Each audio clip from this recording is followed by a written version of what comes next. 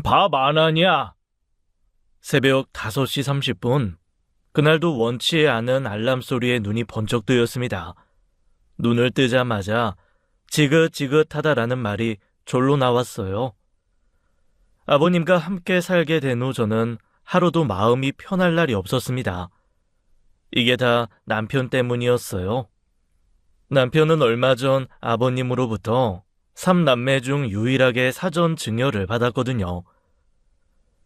아버님께서 남편에게 재산을 사전 증여를 해주시면서 내세운 조건은 단 하나였습니다.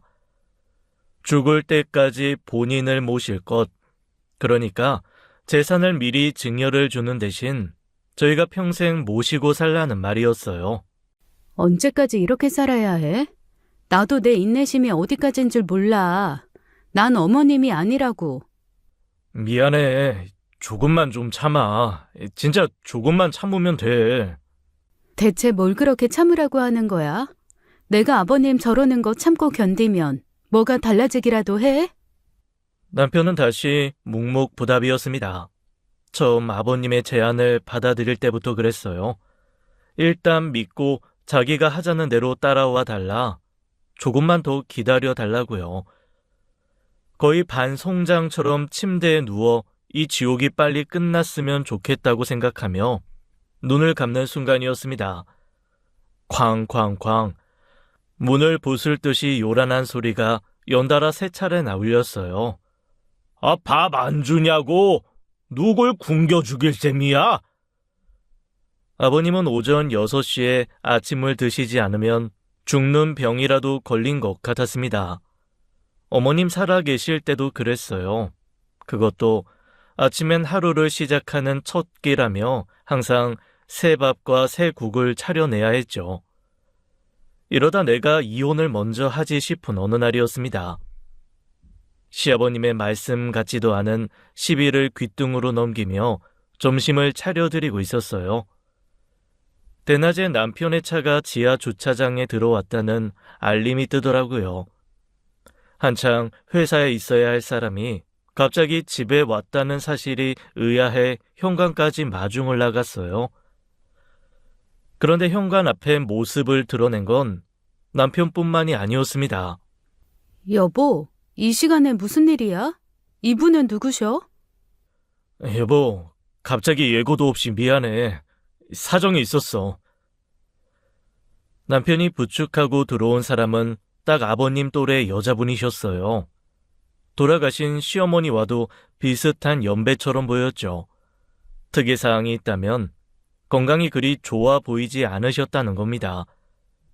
많이 야윈 얼굴이었는데 좋게 빠진 살이 아닌 듯 안색도 별로 좋지 않으시더라고요. 뭐냐? 아무데 그러고 서 있는 거야?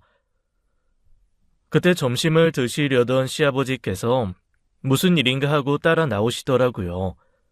그러다 신발을 벗고 온 남편과 그 여자분을 마주치셨고요. 처음엔 누군가 싶어 불만스럽게 빤히 쳐다보시던 아버님께서 갑자기 눈이 튀어나올 정도로 놀라 뜨악한 표정으로 말까지 더듬으시는 거예요. 잠깐! 당신 육본자 아니야? 당신이 왜 여기에? 당신이 왜? 오랜만에 뵙겠어요, 아버지. 어머니, 기억하시겠어요? 어머니? 여보, 그게 무슨 말이야?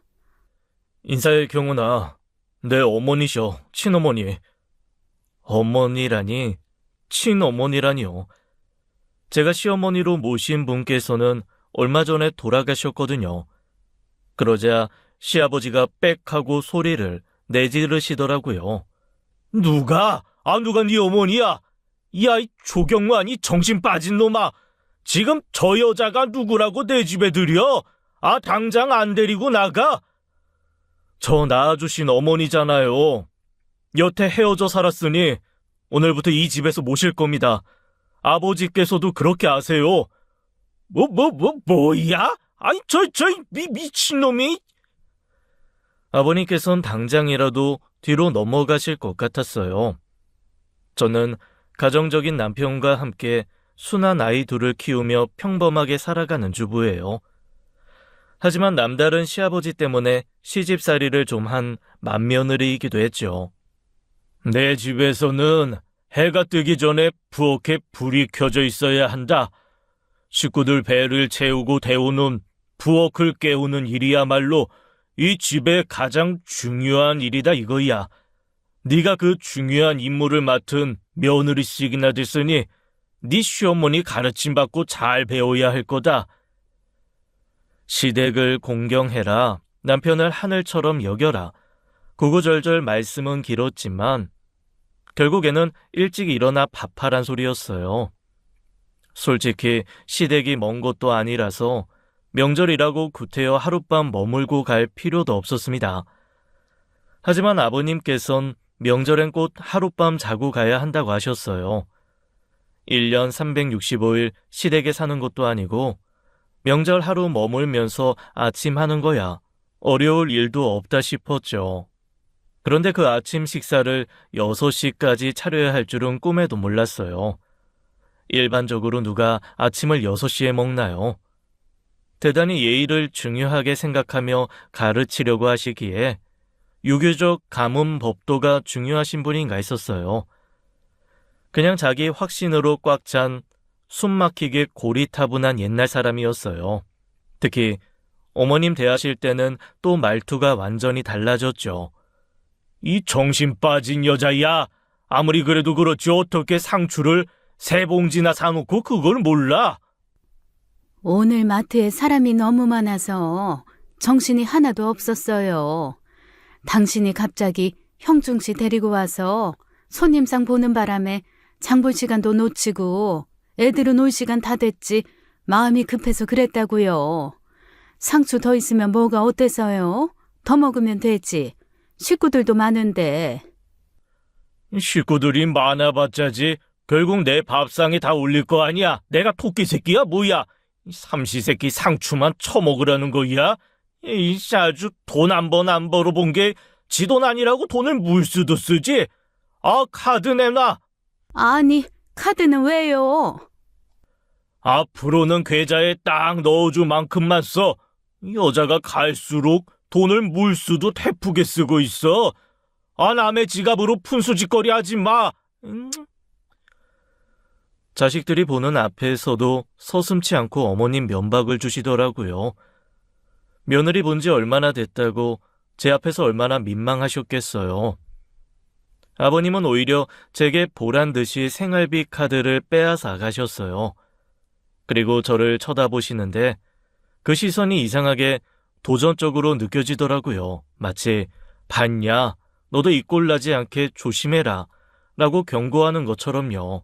아버님, 좀 심하신 거 아니야? 아무리 아버님 같은 성격이라고 해도 그렇지. 어머님은 왜 그걸 다 참고 사시는 거야? 나도 이해는 안 돼.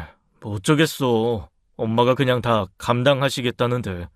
아니, 왜 그걸 다 당하고만 살아? 이혼이 싫으시대? 해봤어. 5년 전인가? 하영이가 아버지랑 대판 싸우고 도저히 못 참겠다고 엄마 데리고 나가겠다고 한 적 있거든. 밖에서 남의 집 살이를 해도 여기보다는 마음 편하겠다고 말이야. 그래서 엄마한테 이혼하라고 우리가 다 돕겠다고 했지. 그래서? 근데 왜 이혼 안 하시고 아직도 같이 살고 계시는 건데? 근데 변호사 만나러 가는 날 엄마가 안 가겠다고 하더라고. 이혼 안 하신다고. 왜? 몰라. 그것 때문에 하영이도 엄청나게 화나서 3개월 동안 집에도 안 왔었어. 이유는 말씀 안 하시고? 말했으면 우리도 속이나 시원하지. 나도 아버지 저러는 거 받아주고 사는 엄마가 많이 답답해. 자식들이 나서지 않은 것도 아니었어요. 그런데 어머님께서는 도와주겠다는 자식들의 손도 뿌리치고 그냥 본인이 원해서 그렇게 사신다더라고요. 아무리 생각해도 이해가 되지 않았지만 시부모님 부부 문제라 섣불리 참견할 수는 없었습니다. 그리고 그 비밀이 밝혀진 건 그로부터 얼마 지나지 않은 어느 날이었어요. 매서운 바람이 불던 동짓날이었습니다. 어머니께서 팥칼국수를 좋아하셔서 동네 맛집에서 팥칼국수를 사다 드리려고 간 날이었어요. 그런데 어머님께서 장바구니를 들고 집 앞에 서 계시더라고요. 어머니, 여기서 뭐 하세요? 어? 경은이 네가 갑자기 웬일이야? 오늘 동지잖아요. 지나가는 길에 동네 맛집에서 팥칼국수 좀 사왔어요. 전화드렸더니 아버님이 받으시던데 얼른 들어가요. 더 불기 전에 드셔야죠. 그런데 어머니께서 집 앞에서 자꾸 머뭇거리시는 거예요. 거기다 어쩔 줄을 모르고 횡설수설 하시기까지 했죠. 경은아, 그러지 말고 너희 집에 갈까? 너희 집에서 먹자. 왜요? 다 식어요. 아니, 그게 비밀번호를 몰라. 네? 집 비밀번호를 모르신다고요? 그때 저는 순간 심장이 철렁 내려앉았습니다. 어머니께서 치매가 오셨나 했거든요. 그런데 또 기가 막힌 사연이 있었던 거예요. 기억이 안 나시는 거예요? 매일 쓰시던 번호가 갑자기요? 그게 아니라 네 아버지가 번호를 바꿔버렸어. 예? 아버님께서 비밀번호를 바꾸시고 어머니 못 들어오시게 하신 거였어요? 아휴, 안 그래도 동지인데 아침부터 팥죽 안 쏘놨다고 해서 내가 지난주까지는 달력에 표시까지 해놓고 기억하고 있었는데 나이가 들어서 그런지 깜빡깜빡해. 어머니께서는 망연자실한 표정을 지으며 어깨를 늘어뜨리셨어요. 그 장바구니에는 급하게 시장 가서 사온 팥 한 봉지가 들어있었죠. 너무 기가 막히고 화가 나서 저는 처음으로 아버님께 반기를 들었습니다. 초인종을 여러 번 누르고 문을 쾅쾅 두드렸어요. 아버님 계세요? 문 좀 열어주세요. 아버님! 하지만 아버님께서는 끝까지 기척톤 내지 않으셨어요. 분명 집에 계셨을 거예요. 제가 출발하기 전에 연락을 드렸었거든요. 어머님 전화를 아버님께서 받으셨고 아버님은 알겠다고만 하시고 끊으셨었어요. 정작 어머님께서는 급하게 나가시느라 휴대전화도 놓고 오셨던 거고요. 그러니까 아버님께서는 문 앞에 우두커니 서 있을 어머님을 제가 보게 될 줄 알고도 그러신 거였습니다. 결국 저는 어머님을 모시고 집으로 왔고 다 불어터진 팥칼국수를 데워 같이 먹었어요. 고마워, 경은아. 평생 애들 아빠 위에 팥 써본 적만 있지. 누가 나 위해서 준비한 팥칼국수는 처음이네. 어머니, 무례한 참견이라는 건 아는데요. 그냥 아버님이랑 헤어지시면 안 돼요? 정말 이건 아닌 것 같아요. 만약 저희 아빠가 엄마한테 그랬으면 전 진작 이혼시켰을 거예요. 이제 와서 이혼은 무슨. 다들 그렇게 사는 거지 뭐. 다 그렇게 안 살아요. 아무리 옛날 분이셔도 그렇지. 아버님 행동에는 어머님에 대한 존중이 하나도 없잖아요. 다른 이유가 있으신 거예요? 혼자 사시는 게 적적하신 거면. 그런 거 아니야. 그게 아니고. 어머니께서는 우물쭈물 하시더니 결국 실토하시더라고요. 지난날 자식들이 봉기를 일으켜 이혼 문 앞까지 갔다가 돌아오신 이유를요. 네 시아버지가 쥐고 있는 곳간 열쇠가 좀 많아. 그때 내가 이혼하자고 했더니 그 양반이 그러더라. 이혼 서류 주는 순간 자기가 가진 재산을 전부 사회에 환원해버리겠다고.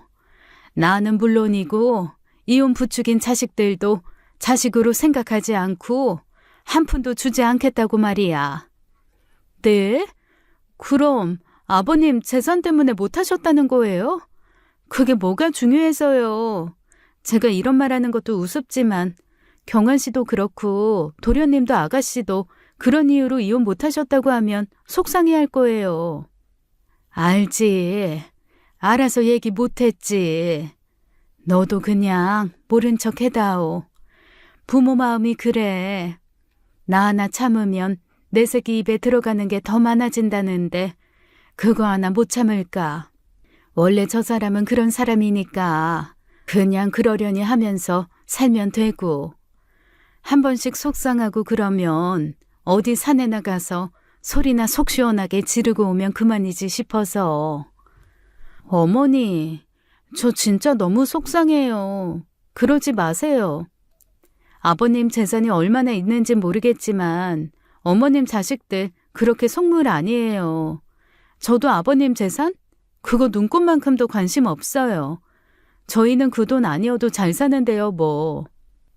그래도 그 돈으로 경환이 대학도 가고 오피스텔 얻어준 거야.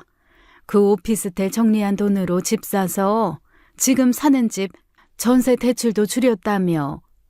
그건 그렇지만 돈이란 게 그렇게 더럽고 치사한 거더라. 그때 이혼했으면 경환이도 영환이, 하영이도 지금처럼 제 아버지 지원 받아서 넉넉하게 살진 못했겠지. 그거면 됐어. 난 괜찮다. 이런 일이 뭐 하루 이틀도 아닌데. 어머니께서는 씁쓸하게 웃으시며 괜찮다고 제 손등을 다독여 주셨어요. 그러면서 다 불어터진 팥칼국수를 맛있게 비우시곤 집으로 가시더라고요. 동지가 다 지나기 전에 아버님 팥죽 끓여 드려야 한다면서요. 그러니까 어머니께서 아버님께 하시는 건 다름 아닌 어머님 나름의 자식을 사랑하는 방식이었던 거예요. 고지식하고 저밖에 모르는 이기적인 아버님과 살겠다고 하신 건 어머님의 선택이었습니다. 그걸 보는 자식들은 괴로웠지만요. 그게 기어이 탈이 돼서 사람 하나를 잡더라고요. 어머니, 안색이 안 좋으세요. 어디 아프세요? 응? 아, 어제부터 배가 좀 살살 아프네. 종일 부엌에 틀어박혀 있더니만 지 혼자 뭘 또 몰래 처먹고는. 작작 좀 먹어, 이 여자야, 작작 좀. 아이고, 며느리 앞에서 잘하는 짓거리다. 꾀병 한번 요란하지. 어머니께 병원 한번 가보자고 했지만 어머니께서는 한사코 마다하셨습니다. 유난 떤다고 혀를 차는 아버님 때문인 것 같아 야속했죠. 아이 둘을 낳고 키울 때까지도 아버님은 변한 게 없었어요. 늘 자기 재산을 무기로 휘두르시며 유세를 떠셨고 저는 그 유세에 이골이 나서 한 번씩 어깃장을 놓았습니다. 처음엔 고분고분한 줄만 알았던 며느리가 한 번씩 할 말을 하기 시작하자 어머님과 자식한테만 향해 있던 나리선 독설이 저한테도 날아오더라고요. 그러니 시간이 갈수록 아버님과의 갈등은 걷잡을 수 없이 커지기만 했죠. 어머님만 아니었어도 저는 그 집에 가지 않았을 거예요. 저는 이후 그날을 두고두고 후회했어요. 그날 어머님을 모시고 직접 병원에 한번 가볼 걸. 그랬더라면 그런 일이 생기지 않았을 텐데 하고요. 여보세요? 어머니, 저예요. 배는 좀 어떠세요? 영 낫지를 않네. 그래서 병원에 갔다 왔어. 병원에서는 뭐라고 하는데요? 장염이래. 처방약 있으니까 괜찮아지겠지. 그게 신경 쓰여서 전화한 거야? 아무래도 어머님 안색이 너무 걸려서요. 약 드셔보시고 그래도 안 좋으시면 저한테 말씀해 주세요. 같이 병원 가보게요. 응, 알았어. 고맙다, 경은아. 그때까지만 해도 그렇게 큰 문제는 아닐 줄 알았습니다. 그래도 걱정이 돼서 그 뒷날 또다시 연락을 드렸어요. 이상하게 찝찝하더라고요. 장염이면 화장실에 자주 가게 될 텐데 화장실에 자주 가시는 것 같지 않았거든요. 그래도 병원에서 그렇다고 하니 그런가 보다 해야 하는데 마음이 안 놓였습니다. 괜찮아. 약 먹으니까 좀 괜찮아진 것도 같고. 장염 같지 않은데. 그러지 마시고 저랑 큰 병원 한번 가보시는 게 어때요? 아유, 됐어. 바쁜데 무슨 큰 병원이야. 정 안 되겠으면 내가 택시 타고 병원 갔다 올게. 그때 곁에 계시던 시아버지께서 타박하시는 소리가 들렸습니다. 아, 그 참, 얼마나 며느리 앞에서 나중내 했으면 하루가 멀다 하고 안부전화질이야. 장염이라고 했다며, 가서 소금물이나 마시면 될 것을, 유나는. 결혼 후 어머님께서 그렇게 아프신 걸 본 적이 없는데, 아버님께서는 계속 꾀병 취급을 하셨습니다. 같이 사는 사람이, 그것도 남편이란 사람한테 저런 소리를 들으니 얼마나 속이 상하셨겠어요. 그런데 그게 어머님과 했던 마지막 통화가 되어버렸습니다. 이른 아침 아버님께 연락이 오는 순간 직감적으로 뭔가 잘못됐다는 걸 알았어요. 이제 너네 얼른 병원에 좀 와봐라. 네 시엄마 곧 숨 넘어간단다. 네? 그게 무슨 말씀이세요? 어머님이 왜요? 무슨 일인데요? 니들이 와서 들어보면 알 거 아니야. 맹장이지 문제가 터져서 난리가 났다는데, 뭔 소린지? 장염이랬잖아. 병원에서 장염이라고 했다는데도 자꾸 맹장 소리를 하고 있어. 저희는 그 길로 바로 병원으로 달려갔습니다. 알고 보니 어머님께서 밤새 끙끙 앓으셨대요. 곁에서 잠을 잘 수 없을 정도로 앓아서 시끄러워서 잠을 못 자겠다고 거실로 나와서 자셨대요. 그 이야기를 아버님께서는 아무렇지 않게 하시더라고요. 어머님께서는 밤새 그렇게 끙끙 앓으시다 밥하라고 깨우는 아버님께 그제야 구급차 좀 불러달라고 하셨대요. 그제야 병원에 실려왔는데 알고 보니 맹장이 터져 이미 복막염으로 진행된 상황이었던 거죠. 병원에선 그 어떤 것도 장담할 수 없다고 하더니 지켜봐야 한다고 했습니다. 하지만 어머니께서는 수술 후 의식을 찾지 못하셨어요. 그 후 갑작스러운 폐혈증으로 작별 인사를 나눌 새도 없이 돌아가신 겁니다. 세상에 그렇게 어처구니 없이 가신 거예요.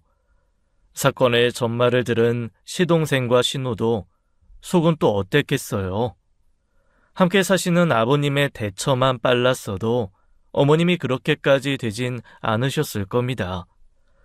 밤새 고통스럽게 앓는 어머님께 소금물이나 먹이고 숙면하시겠다고 따로 주무시다니요. 게다가 아침에도 밥 차리라고 깨웠다는 그 말을 듣는데 과연 인간의 탈을 쓰고 저럴 수 있나 싶더라고요. 결국 신우는 폭발하고 말았습니다. 아빠가 죽인 거예요. 엄마는 아빠 때문에 죽은 거라고요. 뭐야? 이 시건방진 기집애가 지금 뭐라는 거야? 야, 이 정신 빠진 거사. 그렇게 네 엄마 걱정이 되면 네가 집에 기어 들어와 살았으면 될 거 아니야? 말로는 세상 지 엄마 위하는 척하면서 결국에는 지가 좋다고 나가서 한 주제 지금 누구 탓을 하는 거야? 네 엄마 죽인 게 왜 내 탓이야? 왜? 네 엄마 구급차 태워보낸 것도 난데. 어떻게 그래요? 어떻게? 아무리 그래도 그렇지. 사람이 그렇게 아프다는데 그렇게 끙끙 앓고 있을 때 좀 제대로 들여다봐주지. 구급차라도 좀 불러주지. 그것도 싫으면 우리한테 연락이라도 좀 해주지. 아우 시끄러워. 어디서 기집애가 투덜거리고 있어. 세상 효녀나셨네. 효녀나셨어. 아버님께서는 어머님 장례식장에서도 눈물 한 방울 흘리지 않으셨습니다. 심지어 장례식 날에도 6시가 되자 어김없이 한상 차리라고 하시더라고요. 다들 잠도 제대로 못 자고 쪽방에서 선잠으로 눈만 붙이고 있는데요. 자책도 자책이지만 아버님께 화가 나서 견딜 수가 없었어요. 너무 원망스럽고 솔직히 인간 같지 않았거든요. 결국 장례식이 끝난 후 시동생과 신우는 아버님께 마지막 인사를 하더군요. 전 그만한 예의라도 갖춘 게 대단하다고 생각했어요. 아버지, 부자 간의 인연은 여기까지로 하죠. 지금까지도 엄마 때문에 보고 살았지만 앞으로는 아버지 볼 이유가 전혀 없을 것 같네요. 뭐야? 야 이놈아, 너 지금 천륜을 끊겠다는 거야? 네가 거저 잘았냐? 어? 내 돈으로 잘 먹고 잘 살아 대학 가서 그 좋은 직업 얻은 주제에 네가 잘나서 그렇게 사는 줄 알아? 어디서 감히 연을 끝내 마네 이 정신 빠진 놈이. 그래요, 감사해요. 아버지가 써주신 그 돈 감사히 잘 썼습니다. 됐죠? 이 시건방진 놈이. 나도 이제 아빠 안 봐요. 아빠 곁에 누가 남을지 모르겠는데 돌아가시면 그때 나 연락 줘요. 장례식은 참석해 드릴게. 그게 내가 할 수 있는 최선이에요. 이것들이 나 죽을 날만 기다리나 보네. 야, 이 정신 빠진 것들아. 내가 죽으면 뭐 니들한테 콩고문이라도 떨어질 줄 아나 보지? 웃기는 소리. 니들 그러고도 내가 10원 한 장 물려줄 거라고 기대하는 건 아니지? 아버지 돈 필요 없어요. 아버지 돈 같은 거 이제 10원 한 장도 받기 싫다고요. 지금까지 아버지 돈 때문에 제가 얼굴 보고 산 줄 아세요? 엄마 때문에 보고 산 거예요. 엄마 때문에. 엄마만 아니었어도 아버지 보고 살 일 없었다고요. 이 자식 새끼들이 하나같이 저 모양이니 네 엄마는 이혼하면 한 푼도 안 주겠다고 하니 이혼 소리도 쏙 들어가던데 아주 잘들 나셨다 잘들 나셨어. 돈 앞에 장사 있냐? 결국 아쉬워지면 기어 들어올 것들이 큰 소리는. 뭐라고 하셨어요? 엄마한테 이혼하면 재산 안 물려주겠다고 하셨어요? 그때 엄마 그래서 이혼 안 한 거였어요? 그래, 내가 그랬다. 이혼 소리 꺼내기만 하면 당장 내가 가진 거 전부 기부해버리겠다고 했어. 이것들이 돈 펑펑 쓰고 살더니 아주 돈 무서운 줄도 모르고.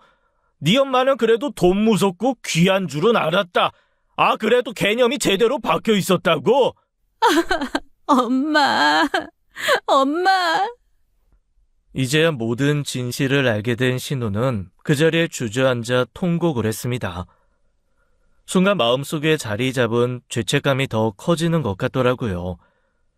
어머니께서 진짜 이혼하지 못한 이유를 시동생과 신우에게도 전했어야 한다는 생각이에요. 남편은 알고 있었어요. 남편도 신우처럼 많이 속상해하면서도 어머님 마음 편하시게 그냥 모른 척 하겠다고 했었고요. 결국 시동생과 신우는 아버님과 연을 완전히 끊어버렸습니다. 저희한테도 단단히 이르더라고요. 무슨 일이 있어도 돌아가셨단 연락 외에는 절대 전하지 말라고요. 만약 그렇게 되면 저희와도 연락을 끊겠다고 했습니다. 시동생과 신우가 그렇게 나온 마당에 저희 부부라고 붙어있을 이유는 없잖아요. 저는 당연히 남편도 아버님과 연을 끊겠다고 할 줄 알았어요. 어머님이 어떻게 돌아가신 줄 알면서 계속 아버님을 찾아뵐 수는 없었거든요. 그런데 생각지도 못한 제안을 받게 된 거예요.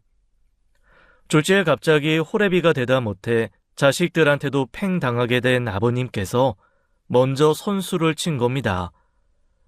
이 집이랑 종암동 약국 건물 팔고 영청 땅도 경환이 네 명의로 해주마. 갑자기 왜요? 아, 이제 나한테 남은 자식이 장남인 너 하나뿐이잖아. 이 집 종암동 약국 건물 팔아서 큰 평수 하나 매매해라. 굳이 지금 이 시기에 이사하고 싶지 않아요. 아, 그럼 니들이 이 집에 들어와서 나 밥 차려줄 거야? 네? 내가 선심 쓰겠다는 거잖아. 나 평생 모시고 살아라. 죽을 때까지 나 모시고 살겠다고 하면 그 재산 네 앞으로 바로 증여해 줄 테니 그래도 장남이라고 믿을 만한 자식놈 너밖에 없는 걸 네가 해야지 어쩌겠냐? 갑자기 왜 부르셨나 싶어 싫은 내색 다 하면서 남편 따라간 자리였어요. 기가 막히더라고요. 그러니까 본인 재산 다 물려줄 테니 합가해서 돌아가실 때까지 모시고 살라는 거였어요. 저는 슬쩍 남편의 허벅지를 꾹 누르고 일어나 화장실 핑계를 대고 자리를 비웠습니다. 그때까지도 저는 남편 속을 알 수가 없었어요. 동생들이 그렇게 한꺼번에 연을 끊다 보니 본인까지 바로 아버님을 등지긴 어려웠을 겁니다. 게다가 남편이 책임감도 강하고 효심도 남달라요. 아버님께서 아무리 그렇게 독한 말씀을 하셔도 결국 젊은 날 고생에 가정을 이끌어 나가신 데에 대한 존경심도 있었습니다. 그러니 저는 미치고 팔짝 뛸 노릇이었어요. 설마니 그 제안을 받아들일까 싶어서요. 차라리 빚을 이고 지고 말지 아버님 머리에 앉히고 살고 싶진 않았으니까요. 그런데 남편은 청천벽력 같은 소리를 하더라고요. 아버지 말씀대로 하기로 했어. 뭐? 당신 미쳤어? 나 싫어.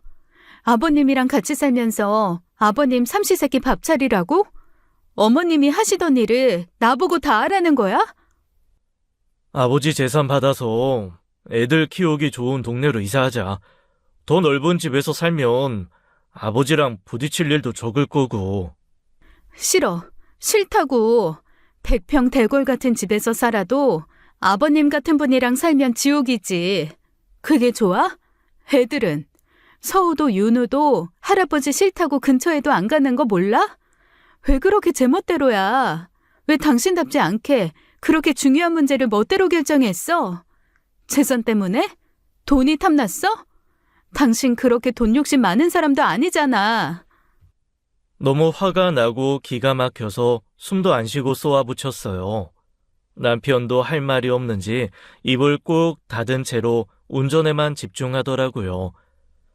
옆자리에 앉아 속이 뒤집어져 미칠 것 같은 건 저뿐이었어요. 얼마나 황당했던지 손도 바들바들 떨리더라고요. 그러자 남편은 갓길에 차를 세우더니 제게 그러더라고요. 약속할게. 절대 너 고생시키는 일 없을 거야. 대신 조금만 좀 참고 기다려줘. 그때까지는 당신 속상할 일이 좀 있겠지만 당신 나 잘 알잖아. 생각 없이 이런 결정 내리는 사람 아니라는 거.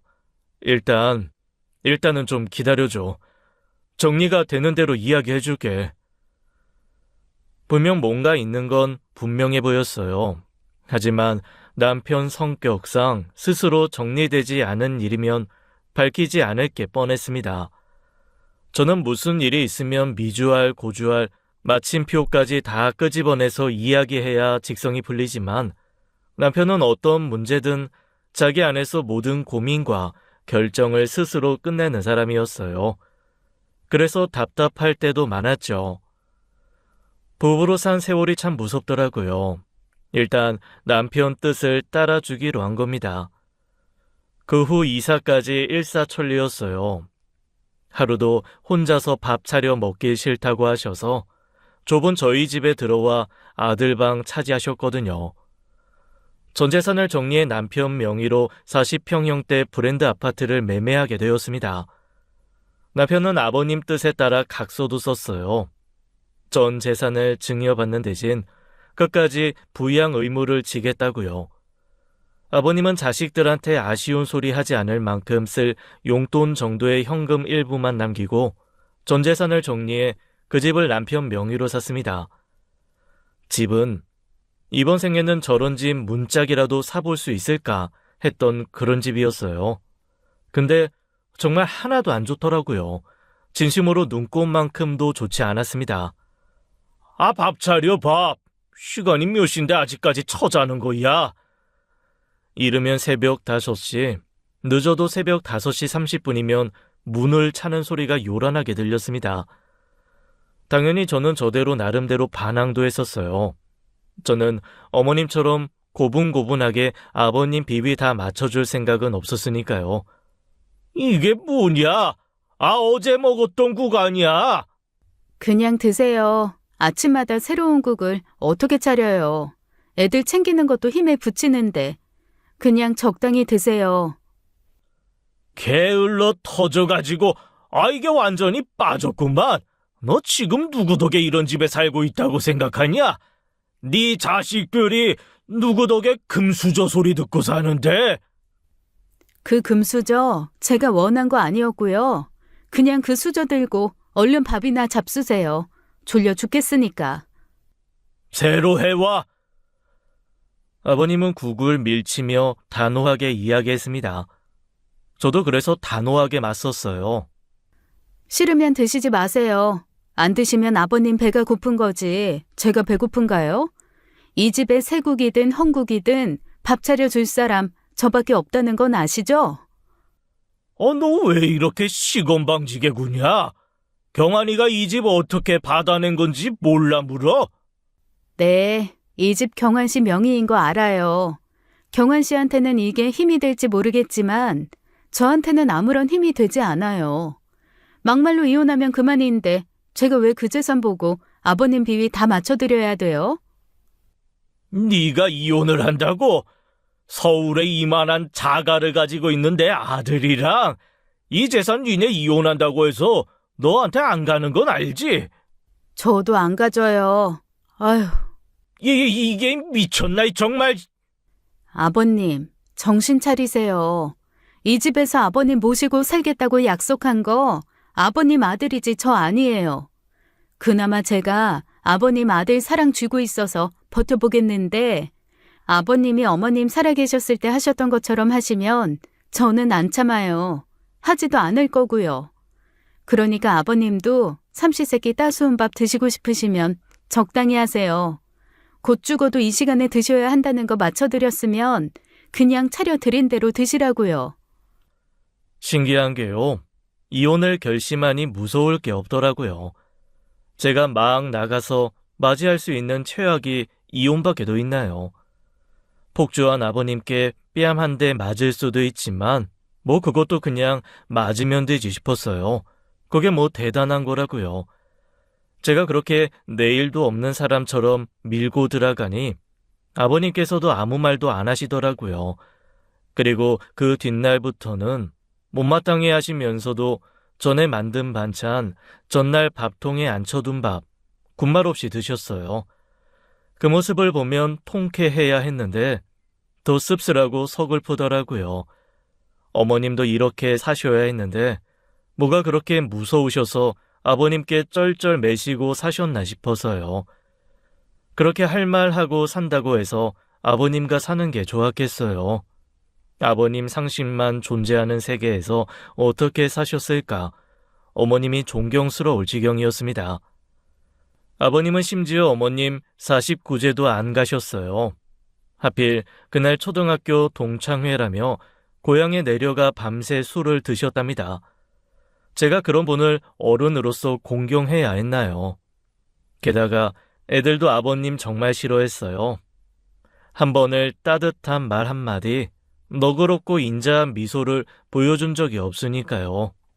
서우야, 엄마 마트 갔다 올 테니까 윤우랑 같이 좀 있어. 싫어. 나도 엄마 따라갈래. 금방 갔다 올 거야. 너네 데리고 가면 시간이 너무 많이 걸려서 그래.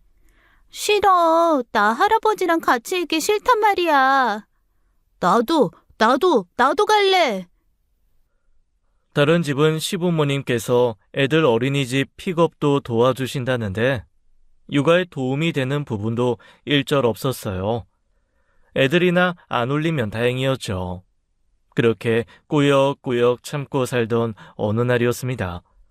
도저히 이건 아니다, 한시도 함께 있을 수 없다 싶은 사건이 터졌거든요. 아버지 생신 때문에 친정에 갔었어요. 모처럼 애들 데리고 가서 하룻밤 머물다 올 예정이었죠. 아버님 식사는 전부 준비해 놓고 밥은 퍼드시고 국만 데워 드시라고 한 후 나온 길이었어요. 그런데 그날 밤 병원에서 연락이 온 거예요.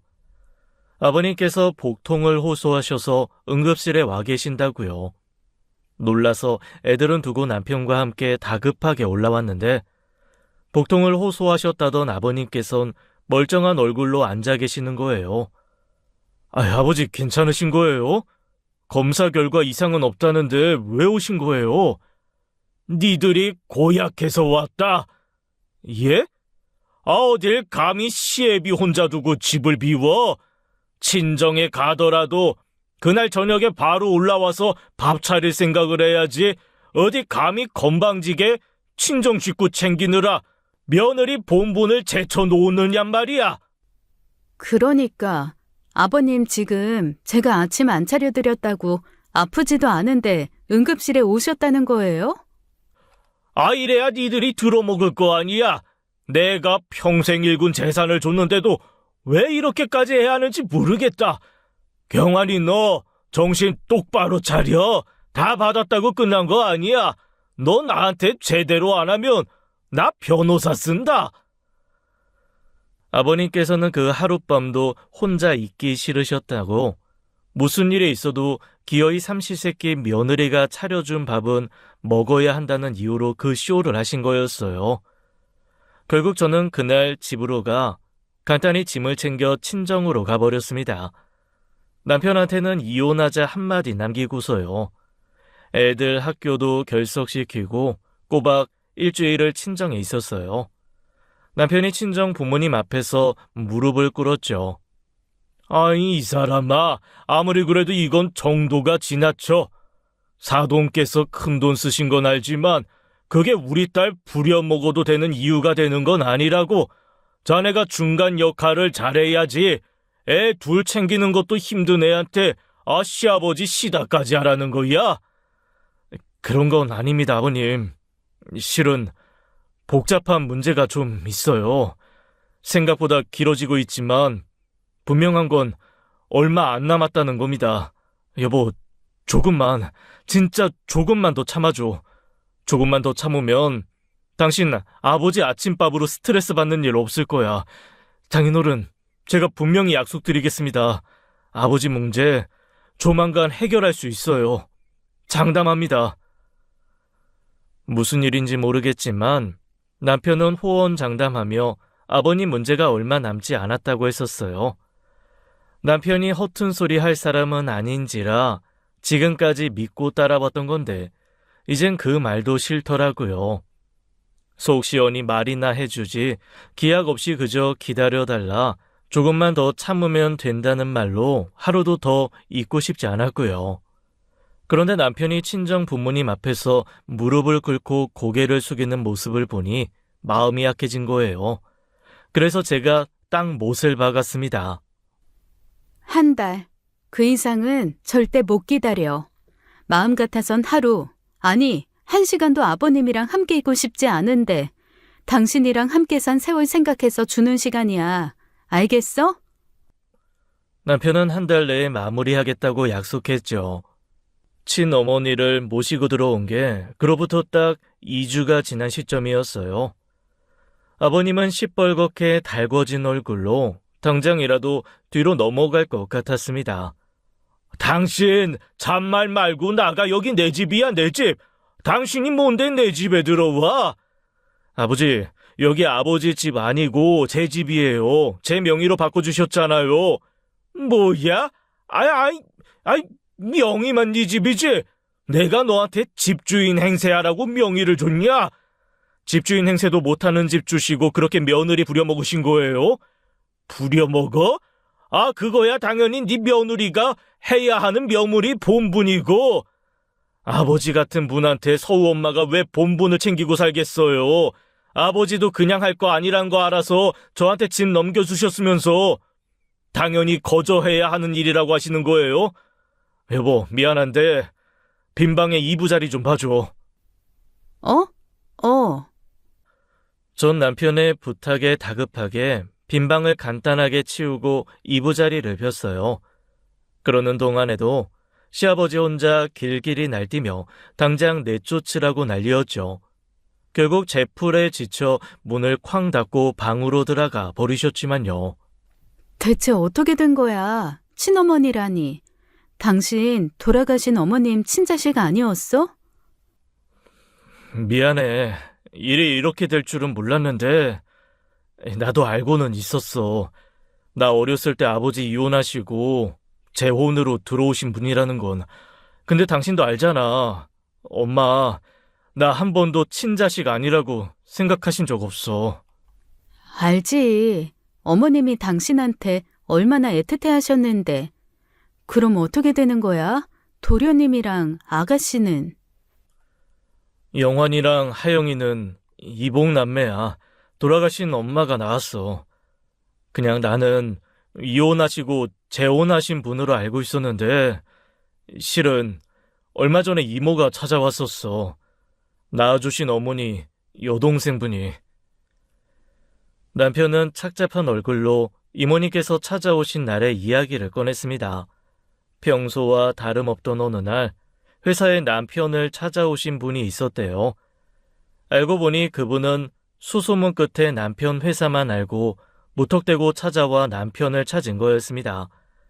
그리고 본인을 친이모라고 소개하셨대요. 경환아, 이제 와서 염치 없는 거 아는데 상황이 급박해서 어쩔 수가 없었어. 네 엄마는 절대 안 된다고 했지만은 이 상황이 너 아니면 네 엄마 죽겠다 싶어서. 네 엄마 암이야. 실은 10년 전에 한 번 걸려서 지겹게 병원에 살면서 치료 끝냈는데 완치라더니 이번엔 다른 데서 암이 생긴 거야. 근데 우리가 돈이 없다. 그때 이미 치료비로 가진 돈 다 써버려서 이제 더는 손 벌릴 데도 없어. 제발 좀 도와다오, 응? 네 엄마 불쌍한 사람이야. 이모님께서 울면서 사정하셨대요. 친어머니께서 아프신데 돈이 없어 더는 치료를 받기 힘든 상황이라고요. 치료를 받아도 오래 살진 못하겠지만 자식된 도리로 하루라도 더 살 수 있게 도와주면 안 되겠냐고 했대요. 부모님 이혼에 대한 내막은 몰랐던 남편은 그냥 마음이 안 좋았대요. 이혼하시고 가셔서 잘 사셨으면 했는데 알고 보니 그 후로 재혼도 하지 않고 혼자 좀 힘들게 사신 것 같았죠. 그런데 남편이 몰랐지만 꼭 알아야 하는 사실도 있었습니다. 막말로다가 네 아버지 재산이 우리 아버지 재산인데 너한테는 감정이 없지만 네 아버지한테는 좀 감정이 깊다. 아무리 생각해도 억울하고 우리 언니 불쌍해 죽겠어. 아버님이 평생을 피땀 흘려 일궜다던 그 재산이 남편 외할아버님의 재산이라고 하시며 화를 내셨대요. 그렇게 알게 된 과거의 이야기에 남편이 충격을 받은 겁니다. 이혼하게 된 계기는 아버님께서 바람을 피우신 거였어요. 원래는 성장이 그렇게까지 포악하지도 않았대요. 술 좋아하고 가끔 몰래 여자 끼고 노는 노래방 가서 노는 정도야 눈 감아 줄 수 있는 정도였죠. 특히 그분께 함부로 하지 못했던 건 아버님이 하시는 사업이 남편 외할아버님 사업이었기 때문이었어요. 대리일 사이로 들어가 외할아버님 사업을 배우고 사업 수완은 있어서 나름 인정받는 사위였거든요.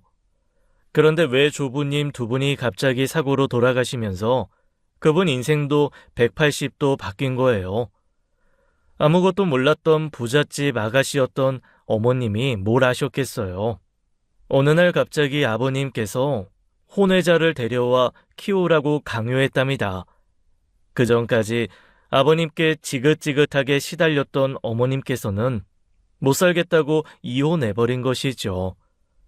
그럼 설마 절 키워주신 분이랑 아버지께서 바람이 나셨다는 거예요? 그렇지. 근데 너 키워주신 분은 잘못 하나도 없어. 네 아버지가 그 여자한테 호랩이라고 했다더라. 아무것도 모르고 들어와서 혼인신고도 하고 살다가 우연히 알게 됐었나 봐. 어느 날은 어떻게 알았는지 네 엄마 찾아와서 울면서 무릎 꿇고 사과했어. 진짜 몰랐다고. 할 수만 있다면 시간을 되돌리고 싶다고 말이야. 그때 네 엄마는 그 여자 용서했다. 용서하고 말 것도 없었지. 아무것도 몰랐는데. 우는 그 여자 손 꼭 잡고는 네 엄마는 경환이 너 하나만 잘 좀 부탁한다고. 너 키울 심적 여력이 없어서 데려가지 못하지만 잘 좀 부탁한다고 신신당부했었어. 저는 왜 안 데려가신 거래요? 차라리 절 데려가셨으면. 그 시도를 왜 안 해봤겠니? 근데 네 아버지 성미 몰라? 절대 안 된다고 했지. 절대. 목에 칼이 들어와도 장남은 절대 못 준다고. 장남한테 손댔다간 아주 너 죽고 나 죽는 거다. 무시무시한 협박도 하곤 했어. 네 엄마가 여려. 네 아빠 만나기 전까지 고생 한 번 안 했던 사람이라 세상 물정도 잘 모르고. 아휴, 그나마 돌아가신 아버지 재산을 물려받은 게 있는데 그마저도 네 외삼촌이 사정사정해서 사업자금으로 내주고 여기저기 눈칫밥도 먹고 힘들게 살았지. 잘 사시지. 그렇게 나가셔놓고 고생만 하셨네요. 마음고생이 심했지. 특히 시간이 갈수록 너 놓고 온 걸 많이 자책했어. 그렇게 보고 싶으면 한 번은 좀 보고 와라. 그 여자가 너 안 보여줄 여자도 아닌데 왜 그렇게 앓고만 있냐 했더니 버리고 온 엄마라는 자책에 한 번을 못 가더라. 경환아, 네 엄마 너 한 번도 잊은 적 없어. 네 아버지 잘 알겠지만 네 엄마 성정으로는 네 아버지 1분도 못 버텼을 거야. 너 놓고 안 나왔으면 지금 이 세상에도 없겠어. 남편은 뒤늦게 아픈 친어머니를 만나게 됐고 그 자리에서 밀린 병원비를 전부 해결했대요. 눈물의 상봉 끝에 결심한 거예요. 어머니를 집으로 모시겠다고. 만약 아버님이 걸림돌이 된다면 아버님이 나갈 수밖에 없는 시나리오를 구상한 것이죠. 그동안은 어머님을 집으로 모시기 위해 끈질긴 설득의 시간이 필요했던 거예요. 저한테 말하지 못한 이유는 이 문제가 조금이라도 새어나갈 경우 아버님이 알게 될까봐 걱정이 됐답니다. 같은 집에서 사는데 둘이 나눈 대화를 아버님께서 듣게 될 수도 있으니까요. 최대한 모든 일을 마무리한 뒤에 이야기하고 싶었대요. 남편의 이야기가 끝날 무렵 갑자기 문이 벌컥 열렸습니다. 야, 조경환, 너 진짜 저 여자 당장 안 내보냈냐? 저 여자 하시지 마세요. 저 낳아주신 분이잖아요. 그리고 아버지, 왜 엄마한테 그렇게 함부로 말씀하세요? 결국 아버지가 잘못해서 하신 이혼이면서. 잘못? 내가 무슨 잘못? 아버지께서 외도하셨다면서요. 돌아가신 어머니까지 속이고 한 외도로 한 이혼이라면서요. 왜 그렇게 당당하세요? 남자가 살면서 다른 여자 품에 안기고 살면 그게 병신이지 남자냐? 그거 하나 못 품고 이혼 소리나 짓거리는 그런 정신 빠진 여자가 문제지 내가 뭐가 문제야, 어? 들어가세요. 어머니 이 집에서 모시겠다는 마음 안 변해요. 어디 네 마음대로 해봐라. 네 마음대로 되나? 저 여자가 이 집에 붙어있게 둘 줄 알아? 마음대로 하세요. 이제부터 아버지 마음대로 되진 않을 테니까. 당신 내일부터 아침에 아버지 식사 챙길 필요 없어. 앞으로는 애들 스케줄에 맞춰서 쉬엄쉬엄 해. 너 지금 뭐하냐? 아버지도 이제 저희랑 같이 살고 싶으면 저희한테 맞추세요. 이 사람 제 마누라지 아버지 시다발이 아닙니다. 이제는 그 꼴 못 봐드려요. 그게 싫으시면 말씀하세요. 집 따로 얻어드릴 테니까. 뭐야? 지금 나한테 이 집을 두고 나가라는 거야? 내가 미쳤어? 절대 안 나가지. 나가려면 저 여자가 나가야지 왜 내가 나가? 끝난 일이 아니었어요. 이제 시작이었죠. 남편은 조금만 기다리면 될 거라고 했습니다. 급한 아버님 성미에 절대 못 버틸 거라고, 결국 백기 들고 나가겠다고 할 거라고요. 그쯤 되니 저도 궁금하더라고요. 과연 아버님이 언제까지 버틸까 싶어서요. 물론 그 과정이 녹록치는 않았습니다. 아버님께서는 난동을 부리며 어머님께도 저에게도 모욕적인 말을 서슴지 않았어요. 잘 차려진 밥상에 어머님이 앉아 계시다는 이유로 상을 엎어버리기도 했죠. 그때마다 남편은 전에 없이 냉정한 태도로 아버님을 대했어요. 상을 엎어버리자 온 식구를 데리고 나가 아버님만 빼고 외식을 했죠. 아버님은 열받아 돌아가신 어머님께 했듯 도어락 비밀번호를 바꿔버렸고요. 그러면 남편은 업자를 불러 도어락을 뜯어버렸어요. 아버님, 경환 씨 아버님 자식이에요. 아버님 그 독한 면모 있는 거라고요. 경환 씨 이겨먹으려고 하지 마시고 사과하시는 게 어때요? 제가 보기엔 경환 씨는 그거 기다리는 것 같은데. 너 미쳤냐? 부창부수 아주 경환이가 미쳐 날뛴다고 여편네도 똑같이 구네. 사과는 무슨 사과? 내가 왜 사과를 해야 하는데? 내가 진짜 천불이 나서 내가 키운 자식이 왜 아픈 저거 부양을 해야 하는데? 내가 받아야지. 내가 키운 자식인데. 그 밑거름 전부 외할머님 거였다면서요. 온전히 아버님이 일구신 것도 아니면서 어떻게 그렇게 생각하세요? 그 양반이 뭐래? 사업수와는 집불도 없는데 돈만 있는 영감. 나 아니었으면 그만큼 크지도 못했을 거. 아주 웃기고들 있어. 아버님은 폭주하듯 남편 외주부님을 비롯해 그 가족들 욕을 하기 바빴습니다.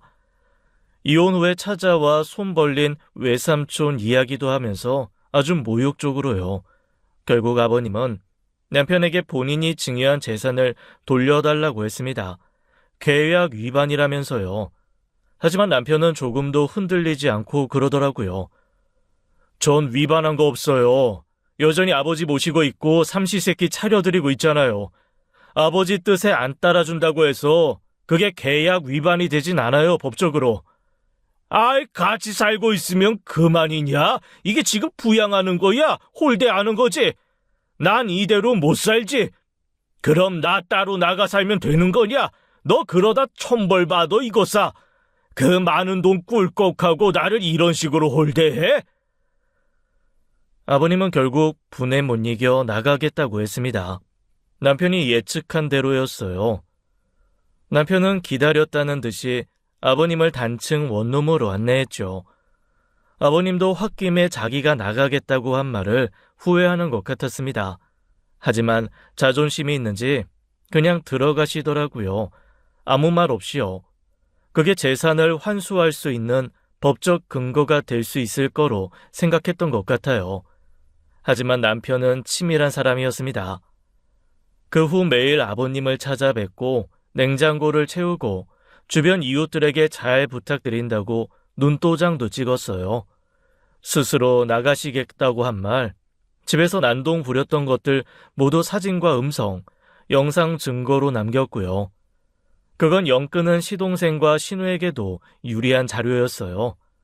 몰래 변호사도 만나신 모양인데 다시 재산을 되찾긴 글렀다고 생각하셨는지 다시 살겠다고 오셨더라고요. 저희가 그걸 전해 들었습니다. 아버님께서 집을 나가신 후 일주일 만에 저희도 이사를 해버렸거든요. 이사? 우리 이사 온 지 얼마나 됐다고 또 이사? 여기 월세야. 애초에 단기 월세로 계약했어. 집은 다른 곳으로 구해놨고. 당신 이렇게 될 줄 알았던 거야? 글쎄, 일단 적당한 집을 구할 때까지 월세로 살 생각이었다고 하면 되겠지. 그렇게 어머님을 모시고 새로운 집으로 이사한 후 아버님과 함께 살던 집주인으로부터 연락을 받은 거예요. 아버님이 찾아와 문 열라고 난동을 부려 경찰까지 왔다면서요. 결국 가서 아버님을 모시고 다시 살던 원룸으로 모셔드렸습니다. 나 저 집에 안 간다고. 너들 사는 집으로 가잔 말이야. 그 집엔 못 가요. 아버지가 어머니랑 이 사람 힘들게 해서 못 데려가겠어요. 너 진짜 1억이냐? 이거 아주 말도 안 되는 짓거리야. 천하의 불효도 이런 불효가 없다고. 이거 아주 법적으로 문제된다 너. 부양 의무 소송, 재산 환수. 내가 그런 거 못할 줄 알아? 진작 알아보셨을 거 아니에요. 아버지 그거 못해요. 저는 계속 아버지 부양하고 있고 제 가족도 지켜야 하는데 아버지께서 괴롭히시니까 분리할 수밖에 없었거든요. 이번 신고 기록도 아버지한테 결코 유리하지 않겠죠. 너 아주 지독하구나. 네 엄마 닮아서 아주 독해. 아버지 닮았겠죠. 어머니가 이만큼 독했으면 왜 할아버지 돈 아버지한테 거저드렸겠어요? 아버지 재산은 원래 갔어야 할 사람한테 가는 거예요. 그동안 왜 할아버지 덕분에 잘 사셨으니 이제 어머니 잘 모시고 살게요. 그 후 저는 아버님을 뵌 적이 없어요. 아버님 문제는 전적으로 남편이 맡고 있거든요. 지금도 매일 퇴근길에 들러 표면적 효자 노릇을 하는 것 같더라고요. 어머님은 저희가 모시고 있습니다. 그건 제가 자발적으로 나선 일이었어요. 어머님은 아버님을 완전히 내보낸 후 자기 할 일은 다 끝났다는 듯이 돌아가려고 했었어요. 아무리 그래도 저 사람 다시 보는 게 고역스러웠는데 경환이가 한 번만 도와달라고 그래야 자기도 살고 자기 식구들이 산다고 통사정을 해서 말이야. 나는 내 할 일이 끝났으니 이만 돌아가마. 아픈 몸으로 가시긴 어딜 가세요. 여기서 계속 지내세요. 애들도 돌아가신 어머님 생각나서 할머니 있어서 좋대요. 내가 무슨 염치로 경환이 제대로 키우지도 못하고 나만 살겠다고 나갔는데. 경환 씨가 그러더라고요. 각자의 사정이란 게 있다고. 잘 사는 세상은 각자의 사정을 잘 헤아리고 이해하고 배려하는 거라고 했었어요. 그 말은 경환 씨도 어머니 사정 이해한다는 말 아니겠어요? 지금 그렇게 가시면 오히려 경환 씨는 더 힘들어질 거예요. 어머님 아들 효자거든요. 경환 씨가 끝까지 자식돌이 다 할 수 있도록 해주세요. 그렇게 저희는 온전한 5 식구가 되어 평온한 하루를 보내고 있어요. 아버님과 한번 살아보니 소음 없이 깨는 아침마저도 행복 그 자체더라고요. 사실 이 평화가 언제까지 지속될지는 모르겠지만 아버님은 남편에게 맡겨두고 이 행복 만끽해 보려고요. 자식을 자기 뜻대로 부리게 될 거라고 생각하시고 재산부터 증여한 아버님은 땅을 치고 후회하고 계실 겁니다. 아버님은 뿌린 대로 거둔 거겠죠. 지금까지 사연 읽어주는 남녀였습니다. 끝까지 함께 해주신 여러분 감사드리며 저희는 다음 사연으로 돌아올게요. 감사합니다.